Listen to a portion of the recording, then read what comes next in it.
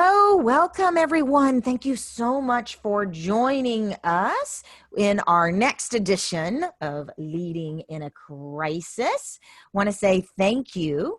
We're going to get started right away.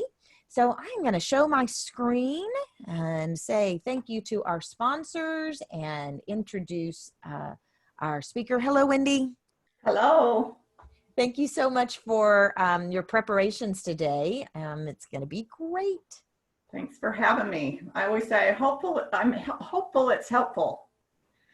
In my experience with your talks, I learn something every single time. So I'm excited about that. So once again, welcome everyone. Thank you for joining us for our Leading in a Crisis virtual summit. And to get us rolling, I want to say thank you to our sponsors, the Whitmarsh Consulting Group. Without David Whitmarsh and his team of incredibly talented folks, our Leading in a Crisis Summit would not be possible. If you have needs related to multi-channel marketing or HR, IT, please reach out to David. He has an exceptional team of talented folks, and I can highly recommend him.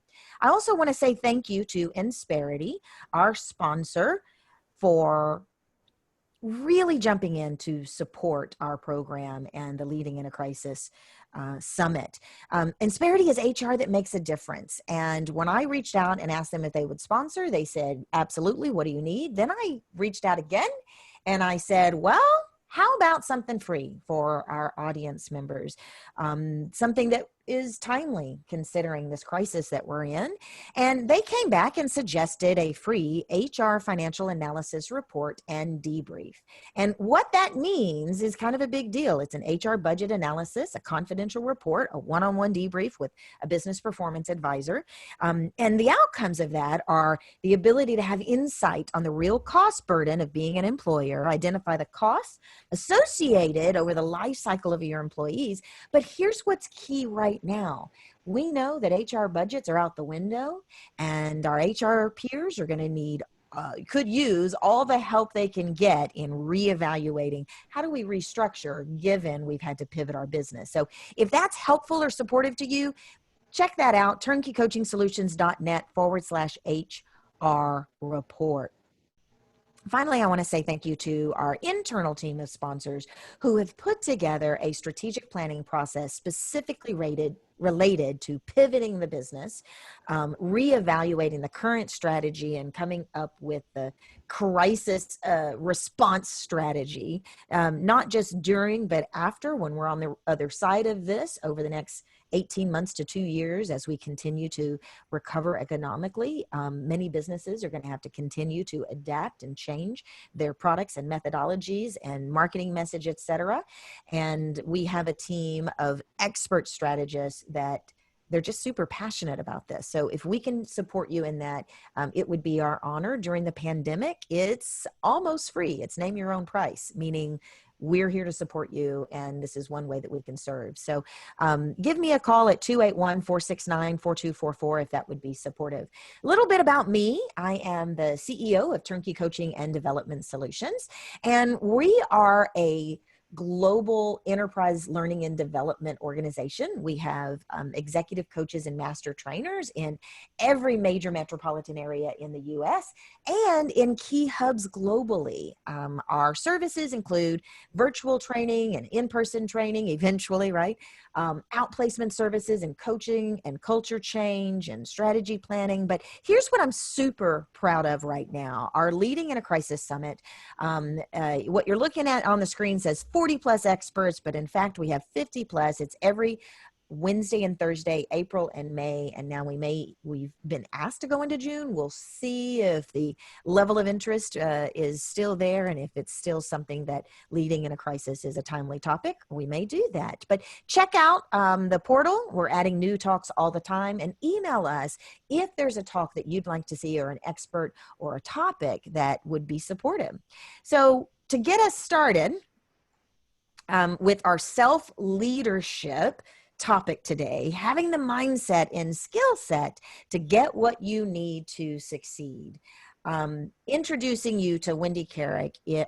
Wendy is our VP of People over here at Turnkey Coaching and Development Solutions, and she is a passionate advocate for our topic today, self-leadership, for many years.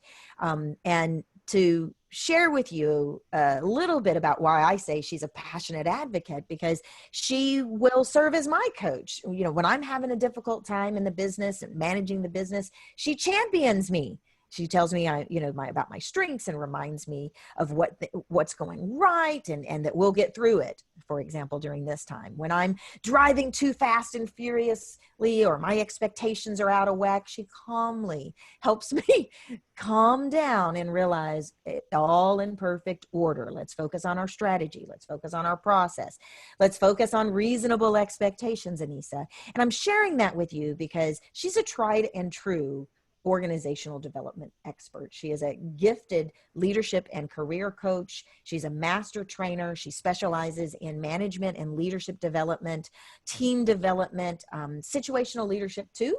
Of course, she also knows DISC and Strengths Finder, and she brings a history of executive leadership to all of her programs. In her former career, she served in senior management for a global wealth management company as the VP of training. So Wendy, thank you so much. Thank you, Anissa. I really appreciate that wonderful intro. You certainly make me sound like I know what I'm talking about. So thank you. Well, you kind of do. What are we going to learn today? Well, today we're going to talk about, I'm just trying to get my screen to share here. Did you switch it to me? Yes, I stopped sharing mine, so you'll have to hit the little green there we button go. at the bottom. Got it. All right. Sharing my screen. You guys should be seeing my screen. I think I'm on the right one. Yep, you're on. Anyway, yep. Wanted to talk to everyone today about self-leadership. I have been thinking about what we have been kind of going through in this last little COVID-19 experience that we've all had.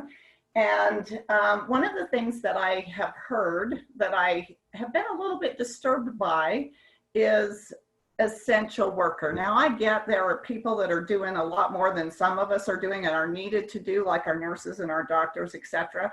But being told you're a non-essential worker, I think it's a little difficult. I know coaching, training, that's a lot of times the first thing to go, so you don't feel like you're really essential. But one of the things that I can say during this time is, although maybe my work hasn't been 100% essential for someone, I have been blessed and edified by everyone pulling together and making themselves essential. Because I've heard many great webinars, and Anissa's delivered some. We've had great people on our webinars or on our summit, as well as some other webinars I've seen. And I just want those people to know you're essential because you have helped me through this time. So my message today really is all about how do we become more essential, and how do we really take control and lead ourselves to the point that we want to be. And there's a few things that I want to talk about. There has been wonderful research, and incidentally, this content comes from the Blanchard organization, so I don't want to take credit really for any of that content. I will take credit for some of the stories based on my experience with this content. But it's all theirs. But they have done wonderful research, as you guys know. They are very, I think, much the professional learning organization in the world that really helped start this journey that we've all been on for such a long time. And as such, they've done some compelling research over the last decade around really what do companies need. So they found three things. The proactive participation of self-leader is the essential ingredient for successful execution in any organizational initiative or change effort. So again, when I think about what we've been through just now, look at all the people that have really taken the lead, moved forward, and really done some good things to help us all. That's really what they're talking about is proactive participation. Whether you're working for yourself, whether you're working in a large company, your career and your success is really up to you. So you have to be proactive. The research they found also identified key proactive self-leadership behaviors. And we're going to talk about kind of that model and those things today. We're also going to really highlight that these proactive leadership skills can really be taught. Anybody can learn them. You can overcome your fear and just move right forward in your career. There is a mindset that you need to be aware of. First, you know, we all have assumed constraints that really drag us down. I know I do. Starting my consulting business has been really hard for me because I didn't ever know, you know, I had a lot of assumed constraints. I could go over for hours and hours about kind of where I've struggled, but I can tell you I've had a lot of assumed constraints that I've had to kind of get past. The next phase of this mindset is activating your points of power. We all have power. Sometimes we think position is the only power that there is in an organization. We're going to talk a little bit about really whatever all the other powers we have, and then hopefully draw some of those powers out in all of you. The next thing is being proactive. And that's, again, what I've seen with this summit. We have just been proactive. People have been willing. Everybody's up and coming. And if you think back to your career and where you've been, think about those people that really rise to the top. Are they the people that wait for their leader to promote them? I mean, sometimes that happens, but for the most part, if you look around you, those people that are really successful are very proactive in asking for what they need. That is the key. It's communicating what you need and then asking for support. So we'll talk about that a little bit today as well. So talking about assumed constraints, I'm assuming that everyone has heard about baby elephants and how they're trained. They tether them to a post that they can't get away from. They're just little itty bitty. Well, if you can call a baby elephant little itty bitty. But they learn, and you know, they have great memories. So they all learn that, you know what, I can't pull this post. I can't get rid of this chain around my ankle. So then when they're, you know, 4-ton animals or however big they get, they still don't move. So when they could just rip that tether out and that chain out, but that's their assumed constraints, because I learned this as a child, or I learned this through my adolescence or even in my adulthood. Sometimes that assumed constraint is just not reality, and we have to really change our mindset to move past that reality sometimes. Anissa, can you think of maybe a time you've had an assumed constraint that you've had to get over? Well, you bet. Lots of times. I don't have a formal education where I graduated with a degree in any of this, you know, content that I've learned over the years. I learned it through family, right? My father was an entrepreneur, his father, and on down the line. And so I was an entrepreneur. I opened my first business when I was 10. So it never dawned on me that I didn't have the skills. What dawned on me, though, was I couldn't break into certain markets because I didn't have the pedigree. Mm-hmm. And over time, I realized, psh, pedigree, I don't need it, right? But I did have to break free of that train. Yeah, and I had a similar road myself where, you know, I just kind of worked my way through because I had a good attitude and I knew I could do it, but I had to fight that same battle. And I still today, even when I look at other people and I look at other coaches and I see their degrees and all of the stuff they do and their certifications, I'm always in awe. And I have to take a step back and say, well, I'm at where I'm at. If I want to get those, I can get those. That's right. But guess what? I've got experience 30 years. So let me leverage that first. So it definitely is assumed constraint, and it will hold you back. So I encourage us all to challenge your assumed constraints, because they will, and I know they have mine, limited my success in the past. Yeah. And not to say, just very quickly, that Sure. the education and the certifications aren't a piece of the puzzle and required, or, you know, when I'm saying, you know, pedigree, schmedigree, I'm teasing, because those things are incredibly valuable. But in the constraint of what you're talking about, we're talking about the assumed constraints that may or may not actually hold us back. Yeah, it never has before. So I don't know why I let it now. That's right. Right. So it's That's just right. important to keep that in mind. So again, let's just work on challenging our assumed constraints. And we're going to really look at maybe a few that we're experiencing right now. I know some new ones have crept up for me during this COVID-19 epidemic. And so I just wanted to kind of get everybody's thoughts, if you'll put them in the chat.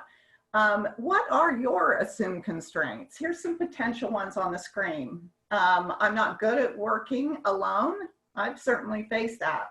I can't work from home. I prefer to be in the office. That doesn't mean I can't, right? So I've had to kind of change my mindset around. I can get as much done or more sometimes when I'm at home. What about I can't find a better job in this economy? I think that's going to be, if it isn't for some people already, an assumed constraint. Yeah. So it's hard, but looking for work is very difficult. It's very easy to fall into that trap of, oh, I'm never going to make it out of this. Trust me, look at it in a different way. And if nothing else, it'll be easier to find a job if you kind of change that assumed constraint. Yeah. I'm not an essential worker. Why try? That could be an assumed constraint. I'll get out of shape if I can't go to the gym. My goodness, you can lift weights at home. You can do push-ups and build those biceps. But we do have that conditioning of, I do it here every week, so it's going to be difficult. So has anybody chatted? Yeah, we've got a couple here. Jill wrote, I'm not creative enough. Paige wrote, the working from home one speaks to me. There is definitely some potential assumed constraints in regards to the economy, anxiety from the unknown, and worrying about what's coming when we don't have all the information we need. I know from my personal experience, my daughter used to say that she wasn't good at math. And she sent me a video, she's a freshman in college. And I've been working on her for 4 years about that's ridiculous. Math is a muscle. You can build it like anything else. Finally, she's breakthrough. She had a potential of making 107 on her final exam, and she got 107. So she's finally at this place, right? This place of, oh, maybe I am good at math, because that was accounting. So business accounting. So, assumed constraints in this environment, but also just in everyday existence is what you're talking about too, yeah, right? they're there. I mean, this isn't anything new. Our assumed constraints are just maybe changing. That's all. But we always have them, certainly. And Jill, you are too creative. So Exactly. Get past that. Let's get past that. So how can we get beyond it? It's not that easy, I think. And I always say this. The first thing is recognizing when it is an assumed constraint. And for me, it's almost like it just weighs heavy and I can't get rid of it until I recognize, okay, this is my mind telling me I can't, and I have to get over that. So recognize it. Then the next thing that is really helpful is actually writing it down. So here on the screen, you can see I'm not good at working alone. I can't work from home. I just use that as an example. So instead of saying that, flip it a bit. I work effectively from home because I genuinely care about my clients and finding the best way to proactively provide great service. I know that's Sheila. She loves to provide great service. So she must have taken that assumed constraint that she had years ago and flipped it, because there's nobody better than our Sheila. And then take action on your flip, if you will. Each day I'll check with 3 clients to see how they're doing and if there's anything I can do to help them.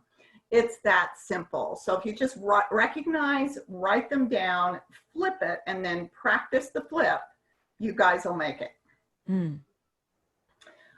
So that kind of gets into our challenge, our assumed constraints, which is the first mindset to a self-leader. The next one is interesting in that it'll provide a framework to really think about where is your power, where are your gifts, where are your strengths.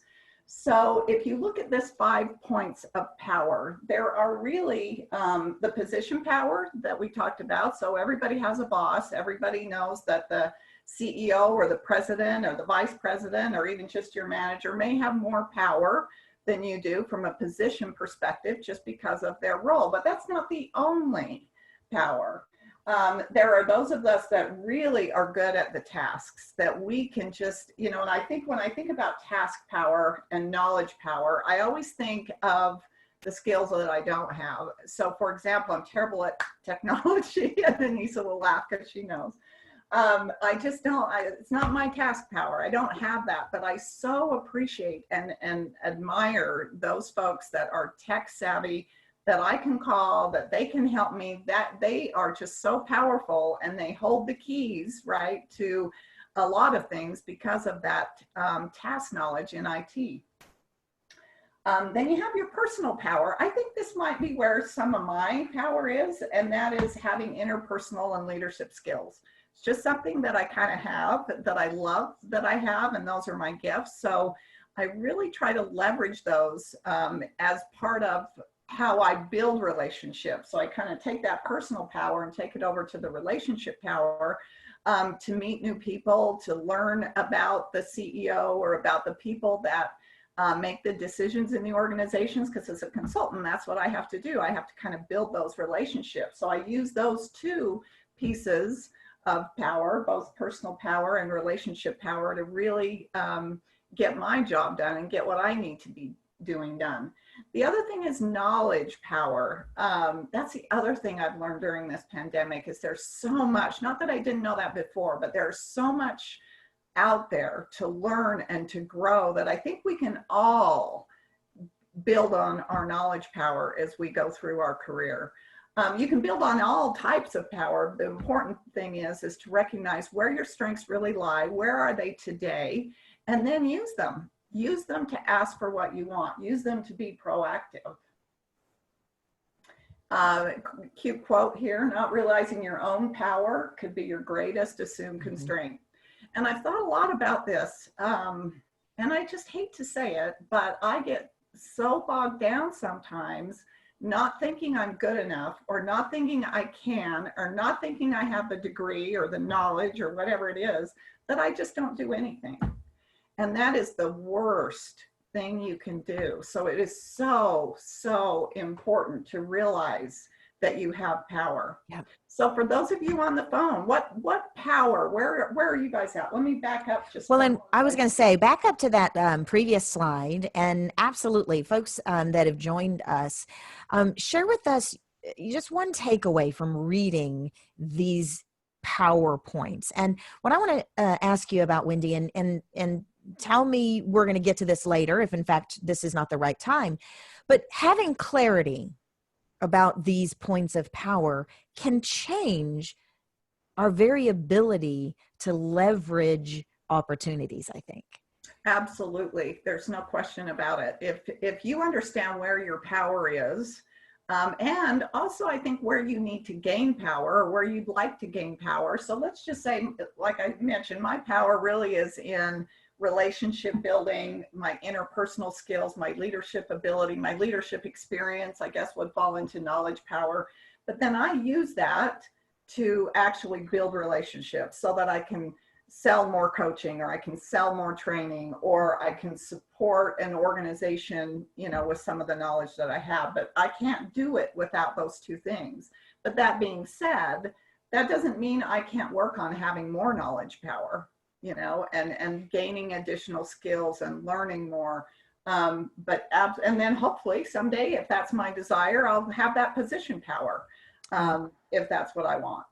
Well, and something that this is bringing up for me is I see a lot of individuals who feel like they don't have a voice at the table, yes, or don't have the authority to express their opinions because they don't have the title.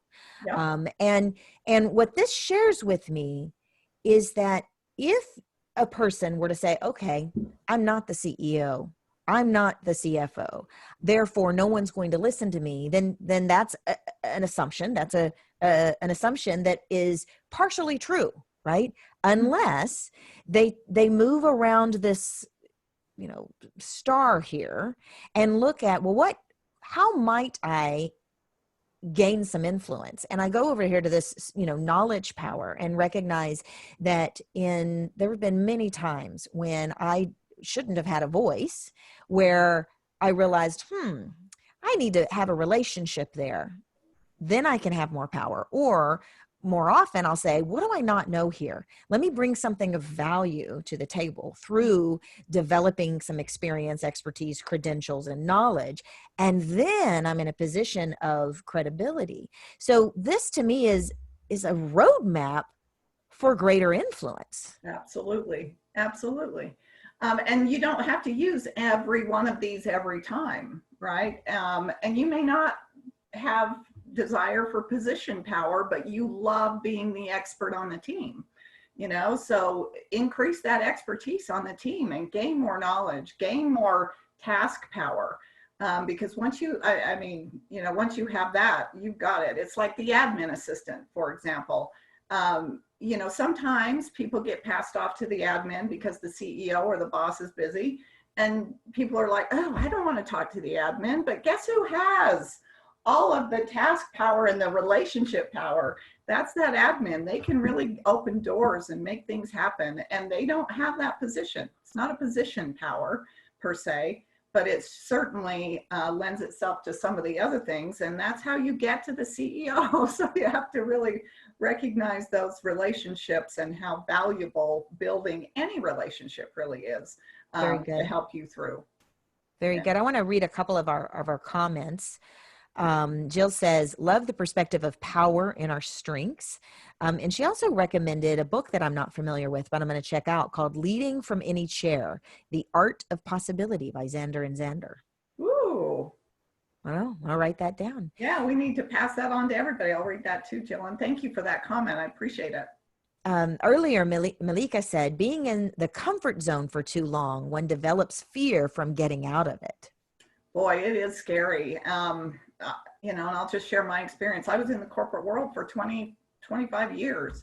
So becoming an independent consultant has been really, really challenging. I've kind of gone kicking and screaming, but it's because I was afraid, and you got to get rid of that fear of failure and fail anyway. If you don't try, dang, it'll never happen. So you might as well just do it. Just do it. And I made a mistake in the title of the book. The title of the book is actually called The Art of Possibility. And one of the takeaways I'm assuming from that book is, how to lead from any chair. Yeah. Yeah. Very good. Great. Thanks, Jill. All right. So moving along, not realizing your power. We've seen that. When we're on fire, when you think about kind of when you've been able to influence or when you feel strong doing what you do, you're in the best of times, you're on fire. Sometimes it's the worst of times and your fire has gone out. So again, bringing us back to this time in where we can make some changes. We can say, am I in the right position? Am I going to go back if I've been unemployed to the same field, or is now a time to really change and look at some of these things that I could maybe do differently, change my assumed constraints. The difference really in all of that, we can go through our assumed constraints, we can really identify our power, but if we don't proactively reach out and say, hey, here's my idea and I need support with this, especially when you're in an organization, find a mentor, find someone, find a leader that you can trust, that you can bring your ideas to if you're afraid to bring them to your boss or someone at a higher level to start. That's a good start, and it will get you kind of burning that candle and creating that flame and feeling more empowered. It really is all about getting the direction and the support you need. Early in my career, if I wouldn't have asked questions or if I wouldn't have said, yes, I can, I would have probably I'd have been a phone rep for the rest of my life. Right? But I wasn't satisfied with that, but I could have been, because it's not a bad thing to do. It's easy. It's fun. You get to talk to people. I loved it. But boy, I wanted to do something else. So I raised my hand and started training and didn't know a thing about it, to be honest. I learned so much in my career about adult learning, similar to what you said, Anissa. You kind of just learn along the way. So I had to gain some knowledge power, but more importantly, I had to tell someone, hey, I want to be a trainer. I think I can do that. Let me try. And then they did. So I asked for that support, and then I got direction on how. And it's been my career, training. So I just am so grateful that I was a little bit proactive. I don't know why it's not moving, my screen. My screen is stuck. It doesn't want to be proactive. It's not proactive. Resisting. There it is. There it is. So a leader, again, is anyone who can give you the direction and support you need. It doesn't necessarily mean it has to be your boss, although your boss is great. I go to Anissa all the time and say, hey, help me. I need direction on this. I need support on this. Anise is really good at asking, how can I support you? Which is just opening the door for me to be more proactive. I love that. So anybody can give you and help you with the support that you need. All you gotta do is be proactive and ask for it. So there you have it. There's our 3 mindset tips for today. Challenge your assumed constraints. Make sure you're activating and understanding where you are powerful to help you get to that next level. And be proactive in asking for what you want. Proactively seeking what you need is in everyone's best interest, especially yours. But again, if you think about your organization and you think about how people move up in the organization or move laterally, gain new skills, gain new experience, most of the time it's because they're proactive. I know the people that have worked for me over the years, the ones that got my attention the most were the people that asked for it. And said, Wendy, I need help in this, or I need help in that, or I want to try this, or what do you think about that? They were proactive. I couldn't do it all as a leader. I'm sure, Anissa, you can relate to that. Yeah, for sure. Yeah, not being able to do that. So anybody that gets somewhere is typically proactive. Yeah. This is interesting. I wanted to throw this up here to just illustrate a point. But we have a list of what people want from work. So when you think about that, you guys on the phone, what is the number one thing you all want from work? Job security, good wages, something interesting? Do you want to help people?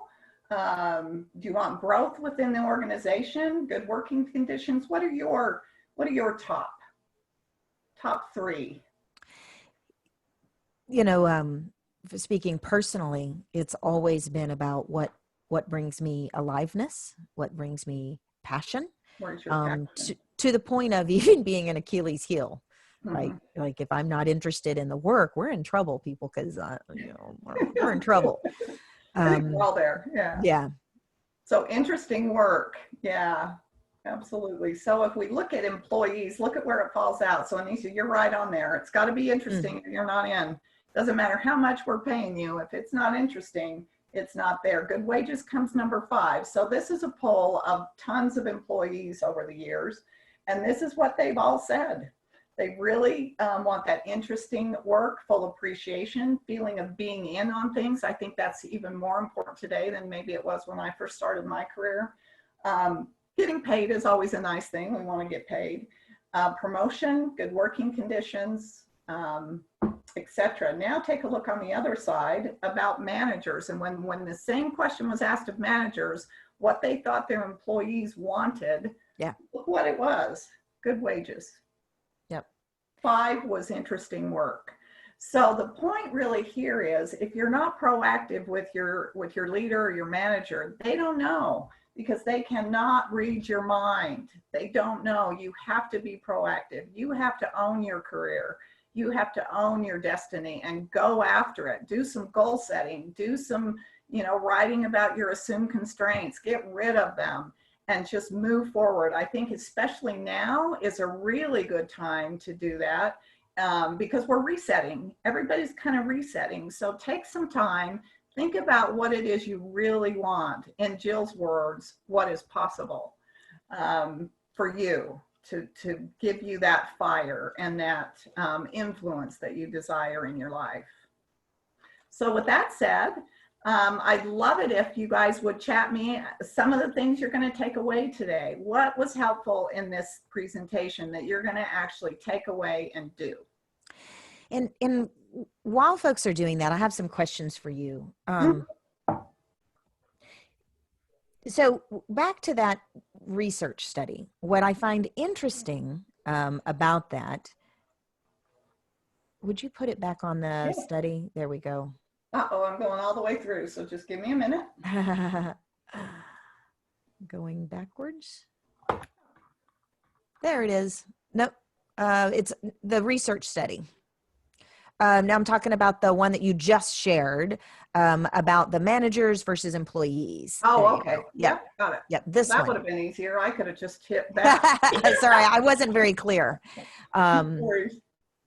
what I find really interesting about that slide and that study, although I've seen it over and over again, if we think about, so here's my question. The 5 points of power in those 3 mindset shifts, how exactly can leaders and HR leaders who are responsible for gaining clarity on what their people need, as well as proactively delivering what their people need, how might they use those points of power to address more interesting work?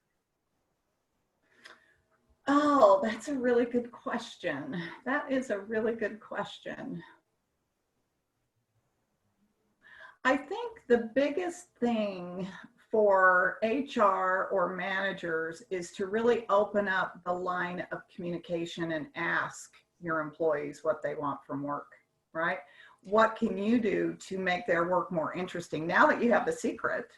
And using their power, if you will, in their position, both HR and in leadership, to really promote better communication around, and I don't know, I don't like the word safety, but I'm going to use it anyway. But it's really creating a environment that people feel comfortable in expressing their ideas and being who they are, because if they can, I think they will start to use their points of power more readily. You can start to recognize where they're strong in each of those points of power and create that environment that is really built on trust and accepting of proactive people. Yeah. To where those of us that may not understand we have an assumed constraint, or we're a little bit more timid about asking for help, really will make the difference in how people feel like they can do this. I mean, from the top down, I think that's the best approach. Thoughts? We do. A lot of HR folks will do the engagement surveys. And of course, they have to be anonymous, because if you go to an employee and you say, "So, do you find your work interesting?" They're going to be like, "Of course I do." Mm-hmm. You betcha. Am I going to tell anybody I'm not interested in what I'm doing when my paycheck and survival depends on this? No. So, that confidentiality. But what is the question that a manager could ask related to, how interesting is this work? Is this fulfilling your need for development, your need to know and that the work you do is meaningful? I mean, what are the questions that I as a manager can specifically ask to A, establish a safe place for my folks to tell me the truth, and B, really inspire my direct report, or to know that they can tell me if the work they're doing is boring them to tears, so we can challenge them in some way. I don't know that there's any, kind of realm of question. For me, anyway, it's really all about the atmosphere that is created. And I think the first part of that is being able to, recognizing a survey is one thing that HR can do, but I don't know, even in a survey or even in, a face-to-face questioning type of career discussion, if you always get everything. So I think it's creating the atmosphere of a learning environment, of people being able to make mistakes, of trying to really understand what your folks want through surveys, et cetera. But if you do a survey, or if you do the actioning or the questioning, you have to act on it. How many times have we seen surveys or, career progression initiatives going out and then nothing gets done? It's got to be carried on. You got to keep it going, to make sure that people feel like they can be self-leaders. And that it's an environment that really is respectful of everyone's opinion, and we love everybody's ideas. And we have open communication for when things we can help and when we can't. I think is really the key. Well, even what you just said just then, and I have a couple of questions I want to run past you. The feeling of being in on things right now. I just read, apologize, I won't be able to quote the source, but I just read an article that was based on a recent research study, or at least a survey of what's going on in our world. And I think the number was like 80% of employees do not feel safe or secure at work, nor do they feel like they're in on things, or that their management team is managing the communication or the crisis well. 80%. Now, I will say that every organization I know that we are working with, they're actively trying to communicate and make sure people feel safe and be flexible about work hours and working from home and giving. So, wow, how can that survey in my mind be accurate when management is sending out emails? But what I'm learning is that just because we send out an email doesn't mean it's enough. Just because we've pushed out a memo or pushed out a town hall doesn't mean that people feel like they have enough communication during a time like this. Well, and it's interesting too, because I agree, Anissa, that people that we are working with seem to be doing what needs to be done. But when you get into the organization, there's always a little bit of, I don't think they're communicating enough. 80% is a big number. I think that's probably pretty general in day-to-day work. So the key, I think, is understanding how your employees want to be communicated to. Sending a memo is fine, but following up to make sure they understand or have any questions, and it takes more time, and especially in a crisis, we're busy doing what we need to do to get our work back on track. Very good. We're not really thinking about, oh, my employees, I'm sending those messages day in, day out, day in and day out, but how are they being received? And what you just said, sending a message is likely to be insufficient. People also need to be heard and feel like they are listened to. Yeah. So I have a couple of questions. Gloria said, very positive information. What can you do if the environment does not enable you to be secure and have growth? Find a new environment. It's a hard question, because there are environments that don't. So my advice always is get it out there. Let it be known that you're uncomfortable in the environment. You really got all these ideas and you'd like to grow, but the environment isn't allowing it, and state specifically why it's not allowing it. There's got to be someone, Gloria, that you can talk to, that you could trust to give that information. Think about the relationship power. Who has that power with the person that could make the change that maybe you would feel comfortable talking to? So it may take a couple of steps to get there, but above all else, speak up, say what you feel and what you need. If you don't ask for it, you're never going to get it. Yeah. If they don't change the environment and be helpful, then, it may be something to consider, looking for a different environment that would. Yeah. Would you go to that 5-star again? I think that we can look at that. One thing I'd like to add to that is that leaders can set up an environment, to where people do feel like they have a voice and they can be heard.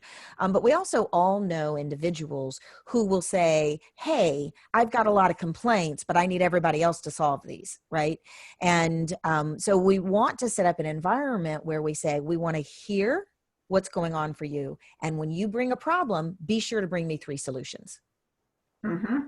And that's proactive. Right? That's that proactive piece. Yeah. It's also having, if we look at the 5 points on the star here, we're talking about personal power, having interpersonal and leadership skills, where we can say, hey, can I have a conversation?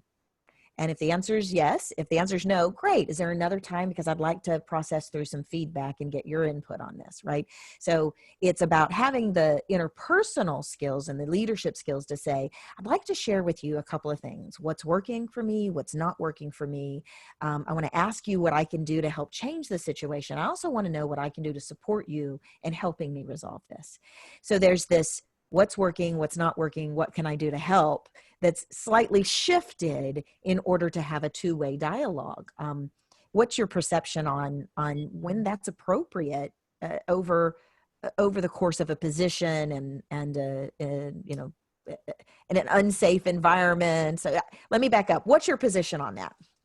You know, I think I'm kind of, I don't want to say aggressive, assertive in getting my way. So for me, the sooner the better would be my position, because if you don't speak up and you don't let it be known, it builds, right? Yeah. So and if you try one person and they're not receptive, look at your relationship grid. You know, who has relationship power in your organization? Find somebody else. Somebody is going to listen. Somebody will be helpful. I think most people will be helpful. But you have to find that other person. You have to kind of rally the team together to sometimes get an idea across, or especially to change an environment or to change a culture. Sometimes it's, you know, a little bit of, I don't want to say dissent, but it's certainly more open communication and willing to be vulnerable from the rank and file up. Sometimes that's what it takes if you can't get it from the top down. So don't be shy. You know, very good. Look at who has that position power. Look at who has that relationship power, or even who has the personal power, the task power, or some of the knowledge power about how to get your idea up front. Yep. There's got to be someone there that can be helpful. Yep. Well, I know we're coming to our end here. I do want to ask you one more question, and then I want to make sure people know how to get a hold of you. If someone were to take this as a bit of a blueprint, how might they go about shoring up or taking an inventory? That's what I'm really asking. Taking an inventory of how well they leverage each of their 5 points of power. You know, I think the first part is making a list of your assumed constraints. If it's just one, then work on that one thing. From there, your power starts to increase because you have changed your mindset. Okay, so that's step number one. Step number two is I would make a grid of this position power, task power, personal power, relationship power, knowledge power, and in my sphere of people that I work with that have influence in the organization, I would list out, you know, who has the knowledge power, who has the relationship power, who has personal power, etc. And I would make sure I'm in there. Where is my power? And then I would start thinking about, okay, what is my goal? Where do I want to be? And then I would strategically look at those people to say, okay, these are the people I'm going to connect with. This is the knowledge I need to gain to have more knowledge power about this topic. So you have kind of that roadmap of, you know, I've looked at my assumed constraints. Now I'm identifying the people that can help me that have position power or task power, whatever it is. And I'm also learning and growing my own knowledge power, which in turn will grow my task power and eventually the other ones as well. So that's where I would start. And then I would just keep at it. I wouldn't stop. Just keep going, getting rid of those assumed constraints, because they'll keep coming up. Going up. If you're like me, it's hard to get past those sometimes. They will. The idea of a matrix and a grid where I'm taking inventory of my personal, but also around me, who has the position, the task, the personal, the relationship, the knowledge, and how can I collaborate effectively to move this initiative forward or this goal forward. This has been very helpful. Share with folks, wrap us up, share with folks how they can get a hold of you. If you still have questions, Wendy's going to give you her personal email. Please reach out to her. I happen to know that she's incredibly generous when it comes to supporting others. So don't hesitate to contact her. Thanks, Anissa. And just to wrap up, you guys, just make sure you're curious. The best relationship you have in the workplace is you and your manager. We know that because people quit over having a bad manager. So do what you can to make sure you and your managers are aligned. And then also, in a world crying out for effective leadership, you need to begin with the most obvious source, and that's yourself. You are the leader. You have the power to be the leader that you want to be and need to be for your company. So just embrace it and go for it, I say. And with that, you guys Awesome. can certainly reach me at wendy.carrick at Turnkey Coaching Solutions. I'm more than happy to chat with you about your own assumed constraints or where you are in your power wheel. Be happy to spend some time. So just let me know. Thanks, Anissa. You bet. So Wendy.Carrot at turnkeycoachingsolutions.com. She also has her phone number there, 801-244-2158. And just want to say thank you, folks, for joining us. If you have a need for virtual training, our programs right now are specifically designed to respond to this pandemic crisis. So Wendy's program, as well as other crisis management and EQ and maximizing performance, are all buy one, get one free at this time. Also want to let folks know that if you've had to lay off employees and you're looking at outplacement, we have a number of really affordable expert packages around outplacement, and we would welcome the opportunity to support you and your organization. So reach out to us if we can be helpful. Let me know what other talks you'd like to hear and how we're doing. Take care, stay safe and healthy. And Wendy, thank you. That was very informative. Stay safe and healthy, everyone. Thanks, you guys. Bye.